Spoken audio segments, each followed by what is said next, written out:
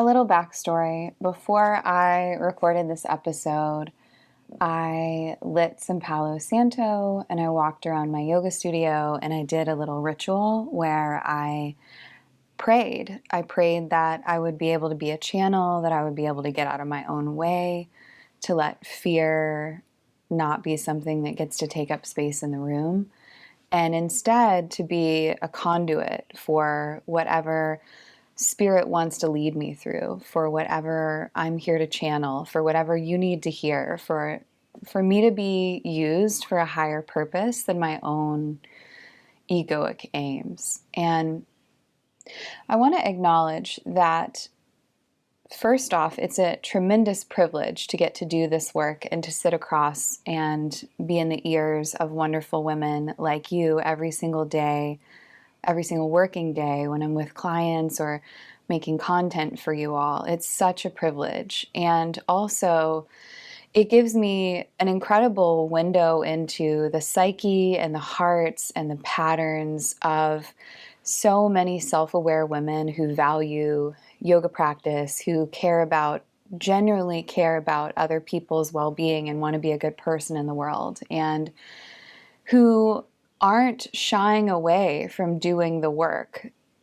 I attract women who are really willing to roll up your sleeves and do the work. And so I wanted to give you a little insight into my own process of how part of one of the rituals that I have in place to open myself up to show up in this capacity in a way that feels good to me. And part of it is by getting my own self out of the way, like loving on that part, tending to that part behind the scenes. And then when it's time to create content like this, just to really ask to be the channel, to be the vehicle. And I think that we don't name those processes enough. And I just wanted to let you know that that's part of mine. That's part of the support system that I have built in. And it doesn't have to be Palo Santo and a prayer. It could be some other ritual that you do, like lighting a candle as a symbol, like, okay, I'm getting in the zone now. So part of this privilege, part of the work that I get to do every day with my clients when I'm working, because I don't work every day, I work part-time, you guys. I do all of this part-time, if you can believe it.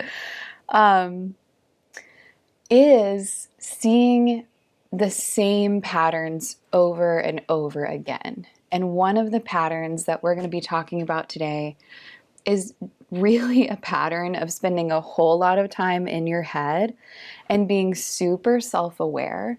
Like, you know a lot about the thoughts that you're having and the emotions that you're having. You have the gift of psychoanalysis that you've built for yourself. And you can get into why am I feeling that way?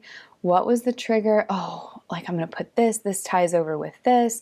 You have the ability to really look deeply at what you're noticing. And then also to kind of, maybe a lot, spiral into over-intellectualizing and overthinking. And I want to talk a little bit about how you know that I'm talking to you, because you may not even know that you're doing this. In fact, I have yoga therapists that come through my one-to-one practice or in my group program, Embodied. I have mental health practitioners that come through these programs, and they don't even realize that they're doing it. So if you're listening to this and you're like, I work in mental health, for sure I'm not doing it.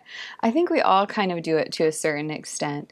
And I want to just make it very obvious what it is and how we can see if it fits for us. And so if you find yourself having done psychotherapy before, maybe at several different rounds of it in your life, or you're thinking about doing it, or you're reading books about mental health, or you're reading books about emotion, or you're reading books about trauma, or you're reading stories in this arena. Maybe you're consuming podcasts. Maybe you have a journal full of insights and information about yourself. Maybe you can literally write about the emotions. Maybe you can write about the relational patterns that come up and what you're seeing.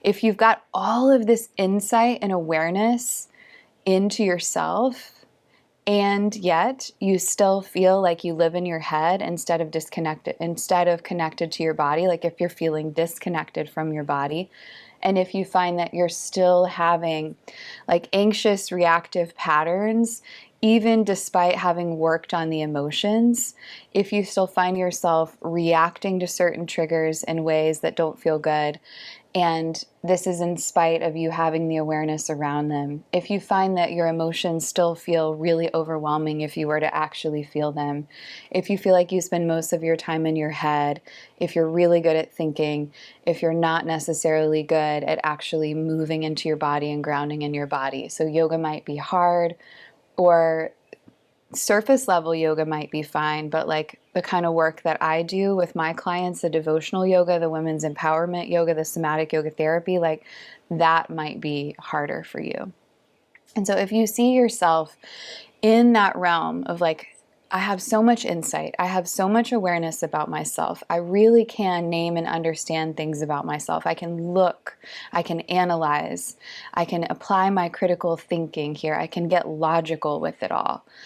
But there's still this disconnection from my body. There's still this sort of dis-ease that comes up. I still feel really overwhelmed and can't cope with my emotions at certain times. I tend to think about my feelings rather than actually express my emotions. If you're that woman, then I want you to know that it's completely more common than you think. And that there's very specific reasons why you're probably doing this, and I'm going to outline those for you in a moment. And there's also very specific ways that you can work through this, and we're going to talk about that too. So, if you're the self-aware, over-intellectualizing woman, I got you, girl. Basically, this is happening because your mind is trying to solve what your body needs to feel. And we do this because, let's be honest, intellectualizing emotions can be a lot more comfortable, because then we're using our head to look at what's happening. We're wanting to name it, describe it, analyze it, pick it apart, look at it from different angles, loop the same thoughts over and over again. It's very much in our head.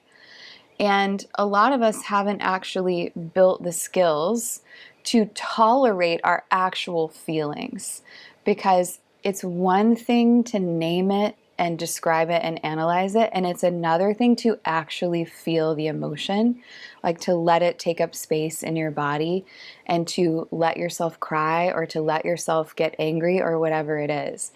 And this part of actually feeling emotions, one of my clients earlier this week was talking about how uncomfortable it is. And it can be physically uncomfortable, it can be mentally uncomfortable. And in a way, this is a strong word, but it can actually feel unsafe to us. It can feel very overwhelming to actually feel our emotions. And so because of that, like, you got to remember, we're humans. We're designed for the pathway of least resistance. We're designed for the easiest route. But reality is the easiest route, the route that consumes the most energy, is not always the most therapeutic route or the most effective route. And so there is very often this resistance to actually feeling emotion, because it can be overwhelming, because it can be uncomfortable, because it can be confronting. It can actually show us things about ourselves and other people that we don't really want to see.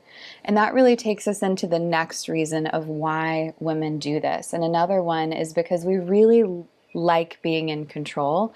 We like to stay in a window of what feels good to us and what we're familiar with and what we feel safe in. I find that, so as in my practice, I study women's nervous systems and I study emotions, and we apply yoga therapy, somatic yoga therapy specifically, as tools for that. And so there are all these like covert ways that our nervous system can be showing up. And one of them is in like a fawn response. I find that so many women are surprised when they actually start to really understand their nervous system, that they're spending a lot of time in fawn, which is people pleasing. It's taking the emotional temperature of people around you. It's really putting other people's needs and wants before your own. Some people describe this as a chameleon, like you're adapting who you are and how you show up based on different situations rather than having that sturdy and strong sense of self-connection.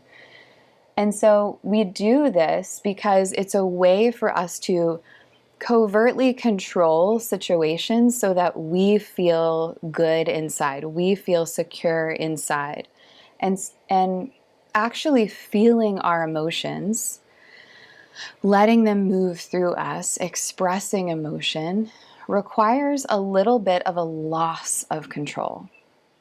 And that may sound weird for me to say, but it does. Like if you've ever had, I hate the word, but people will say ugly cry or like a guttural cry where you're just like it just rips through you and you are crying and being noisy, and it is like a freight train came and the emotions are just pouring out, and it's very like primal in a way.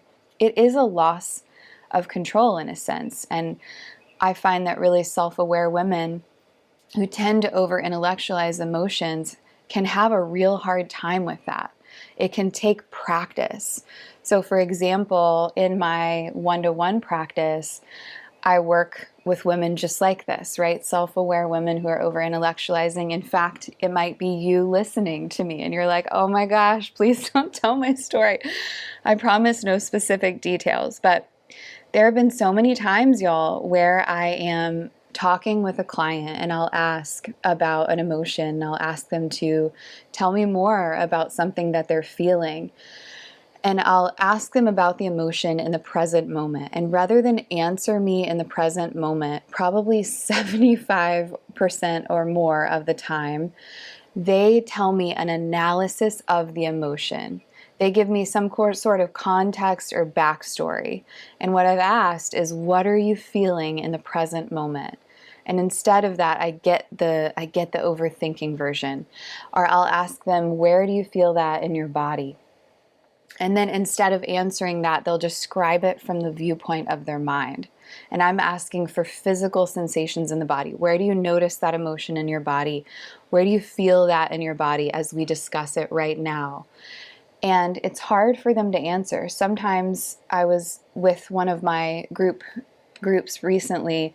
It's called Embodied. It's a 6-week series that I run for women a couple times a year in person, and I'm going to be launching one online this year ahead. But I was talking to my group about this, and one of the women, we were talking about how it can actually feel like you're in a haze when somebody asks you a question like that, when you tend to over-intellectualize and spend a lot of time overthinking things in your head. And how I see this all the time, like that deer in the headlights. I'll ask someone, they'll give me that heady answer, and then I'll bring to their attention, hey, let's come back to the present moment. Let's talk about the actual emotion that you're feeling. Let's talk about the real sensations that you're noticing in your body. And sometimes women can give me an answer right away. And more often than not, it actually is like deer in the headlights look, oh my gosh, wait, let me slow down. Maybe let me close my eyes. Let me try to really feel into what that answer is rather than to think about it. So what I'm getting at here is that we do this because we like to stay in the realm of what we know and what feels secure to us. And this loss of control can be uncomfortable for us, and it can also be something that you're not really skilled at yet in terms of like getting out of the head and into the realm of something less predictable like emotion and sensation. And that it takes work. And I wanted to give you some real life examples so that you kind of see like practically what I'm talking about here, not just as a concept, but as a lived experience. The third reason why I believe that women do this is that, gosh, and this one's happened a lot to me in my life. It's that we get praised for being calm, cool, and collected. And so, for example, earlier on in my yoga career, I performed peace like it was my job. And it, kind of is my job as a yoga therapist to really create spaces and experiences and be a catalyst for women to experience peace in your lives and in your hearts and in your bodies and in your soul.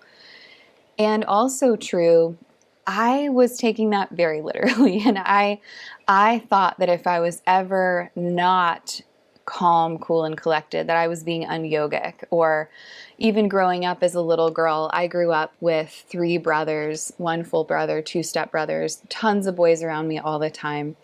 And they would often comment how I was kinder, and I was consistently kind, and I was consistently calm compared to other girls that they were seeing. And so I share that because if you're a woman who tends to be calm, cool, and collected, then probably your identity has become tied up in that in some way, because you're getting validation and affirmation from other people that they like that about you. And so then it becomes part of like the range of, this is who I am, this is who I have to be, this is who I need to be in order to be liked, loved, and accepted. And if you become, I'm just going to call it like it is, if you become a little more messy, if you become a little more expressed, if you widen your emotional range, which I would consider to be very healthy for you, then it might really challenge the identity that you have for yourself. And it might make you ask questions like, who am I? And what are these big feelings? Or how do I work with these feelings in a relational context in a way that still honors me, but also makes room for me to have emotion? And then the last reason why women do this is because, frankly, you've probably become really fucking good at living in your head compared to living in your body. So it actually becomes a skill that you have. You are skilled at living in your head. You're skilled at thinking it through. You're skilled at analyzing. You're skilled at looking for the patterns and trying to understand it. You're skilled for journaling about it. You're skilled in all these different ways. And you're probably missing some skills in the arena of actually feeling the emotion, expressing the emotion, coming home to your body, staying with yourself, like staying really rooted in your whole self when you feel emotions, body, mind, spirit, and life, like being able to show up as your badass whole range, which includes the entire spectrum of emotions. There are no bad emotions, there are only emotions. And so I just want to highlight, like a lot of times women will express to me, I spend so much time in my head and I feel really disconnected from my body, almost with an air of frustration, or like self-frustration, or a judgment towards yourself, or why am I this way? Like that, just like, ugh, that kind of like angsty, like, I don't want to be this way. I know so much, like, why can't I be different? And the reality is that it's a skill building practice. In my work, literally a huge part of what I'm doing is helping women build the inner skills and scaffolding to show up as the nourished woman. I am not the nourished woman. It's all of us, love. It's you listening. It's the woman across the world who's listening. It's all of us. The nourished woman is an archetype for a woman who feels solid, steady, self-connected, whole, knows how to take care of herself, knows how to put up boundaries, and is really rooted in a devotional yoga practice. This is a full range version of you. And that is not something that you just like popped out into the world and had all the skills around, because cultural programming and the different life experiences that you've had have probably not enabled you to have the skills to live in this way and to be really at home in your body and to feel emotion and express them in ways that feel nourishing and healthy for you, and to be in your body and rooted in yourself the whole time.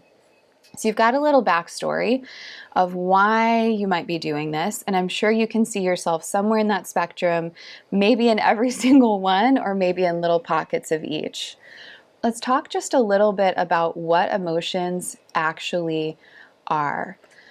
So the truth is, depending upon who you're talking to, you'll probably get a different answer. If you are talking to a psychotherapist or a mental health counselor, you'll get one kind of answer. If you're talking to a neuroscientist, or a somatic therapist, you'll get a different kind of answer, because the reality is that emotions are happening on many different layers. They are happening in the mind, they're happening in the body, your nervous system is responding. There's all these different parts to your emotions, and they're happening in a multi-layered way in your experience. Emotions are not just something that happens in your head and then your body responds. And emotions are not just something that happen in the body and the head responds. Like, I think you're way more complex than that, and there's a lot like layering in and going together. And your nervous system is in this conversation too, because your nervous system, in case you don't know, and I apologize if you've heard me say it like 9,000 times, your nervous system is this software. It's an operating system inside of you. It's based on past experience, and it's an energy conserving, safety-based mechanism. This software is looking for, okay, what has this person experienced in the past? How did that go? How can we wire up somatic responses in the body, different like hormone communication in the body, different emotional responses in the body? How can we wire up these different systems to respond to meet this challenge so that my person that I'm here to serve and protect, like they feel safe and supported and they get to live beyond this experience? Like, your nervous system is literally here to keep you alive. And so there's these different layers of emotions. But at the end of the day, everyone agrees on this. And they agree that your emotions are simply information. Emotions are data. They're communication from your mind, body, and nervous system in real time. And some of the communication that you're receiving is based on the past, and some is based on the present, and some is based on the future. We're like emotions, ooh, there's so much here, and it's part of why I focus on it on my work, is because we're really working with past versions of us and present versions of us and future versions of us when we work with emotions. But bottom line, emotions are simply information. They are data. And it is really important to be a woman who notices the information that your emotions are telling you. That's part of how you stay in tune with yourself. That's part of how you have discernment. That's part of how you understand when you can advocate for yourself or when you're being reactive and it's time to soften and take some self-regulation time. This like pulse on your own emotional experience is really important. And depending upon your nervous system state, so for example, if you're spending a lot of time in fight or flight, or you're spending a lot of time in fawn or freeze, there's going to be more of a gap between your awareness of your emotions, like your real understanding of them and your capacity to actually feel them and express them and move them into your body, like move them through your body. There's going to be a larger gap in those situations because you're literally like your nervous system is not in the position to be like, okay, let's deep dive on our feelings right now. Your nervous system is in a survival type of mode. It's in a protective mode. Versus when you're in the window of tolerance, you're going to have a much broader range of being able to actually feel, not just analyze your thoughts. And then another thing that I wanted to share is some yogic philosophy around emotions. And so in the Yoga Sutras of Patanjali, there's this understanding that thoughts and emotions are included in this are actually waves of energy. So, and I love this approach because when we think of thoughts just as these very complex messages from body and nervous system and mind, hello, we're back into over-intellectualizing, right? We're like really thinking about it. Versus the yogic philosophy can simplify it for us real fast and just be like, these are waves of energy. They are moving through your conscious mind and your subconscious mind and your physical body and your energy body. And these are just waves of energy. And so when we look at emotions as waves of energy, it can give us that sense of healthy perspective around being the witness of our emotions rather than the person immersed purely in identifying with the emotions. Because yoga philosophy is so good at reminding you over and over and over again to remember that you are actually a soul. You are a soul having a human experience. And so that means that when you experience emotion, is it important to acknowledge those emotions? Yes. Is it important to mine them for information and insight and data? Yes. Is it important to feel those emotions, to stay connected to yourself as you acknowledge those emotions? Yes. And at the end of the day, you're the soul in that equation. You are not the emotions, you are not the thoughts, you are not the physical sensations in your body, you are not the relational things that you have coming up, you are not the triggers. Those are energy moving through, and your soul is the boss babe around here. She is the one deciding what to do with them.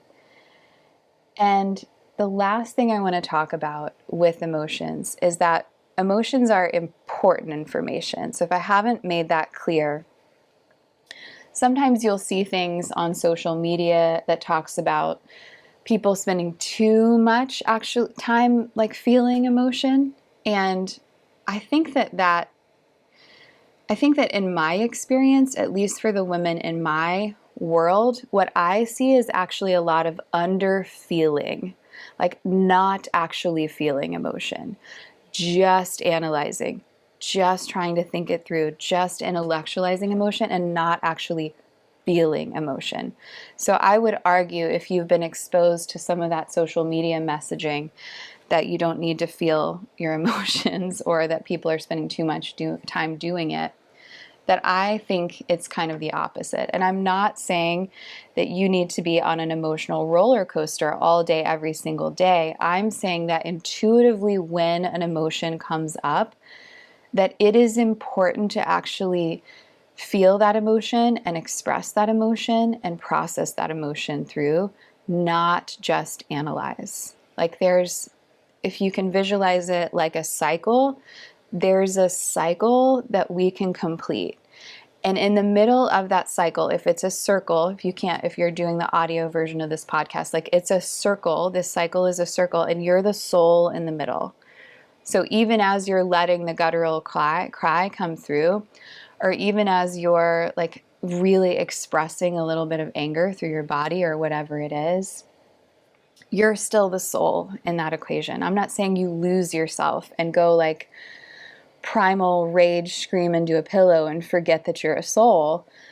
You are tuned in the whole time, and that it's important. I think it's very important for women, for you to have spaces where you allow yourself to do this.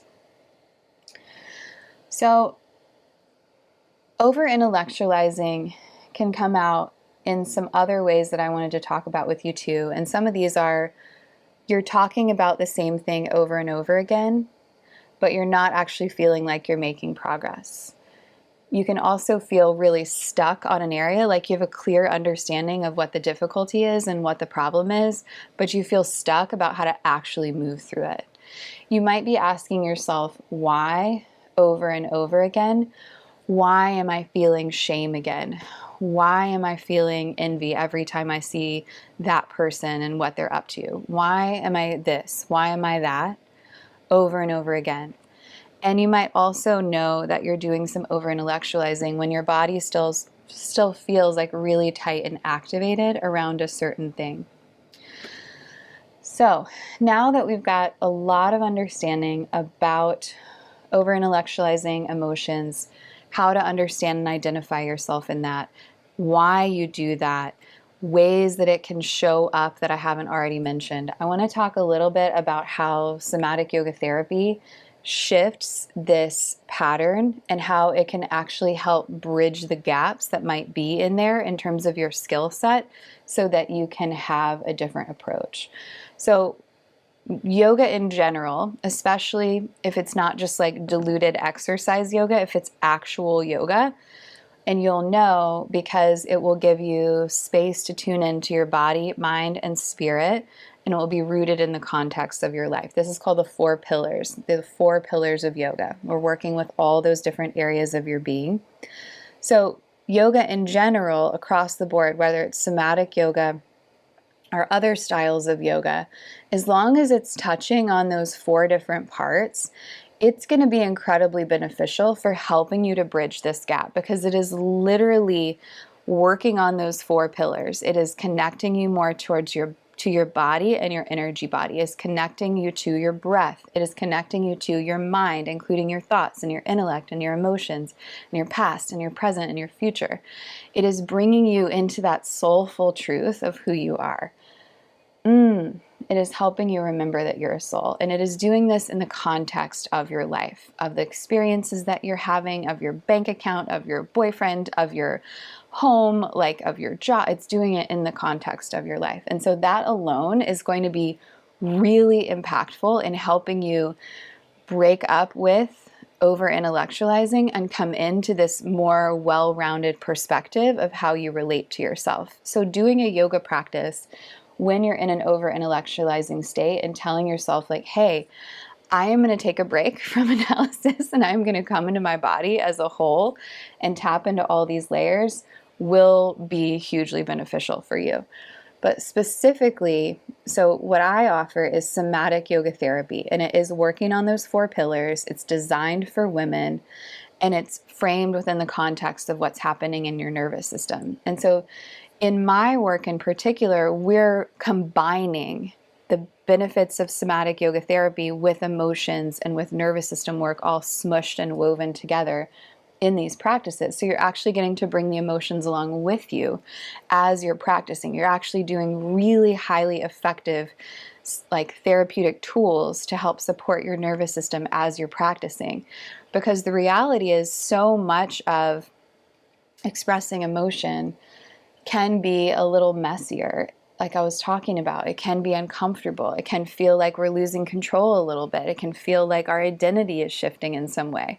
And so as you're doing your somatic yoga practice, as your emotions get to be there, you might find yourself crying and you don't know why. And the truth is, you don't need to understand why.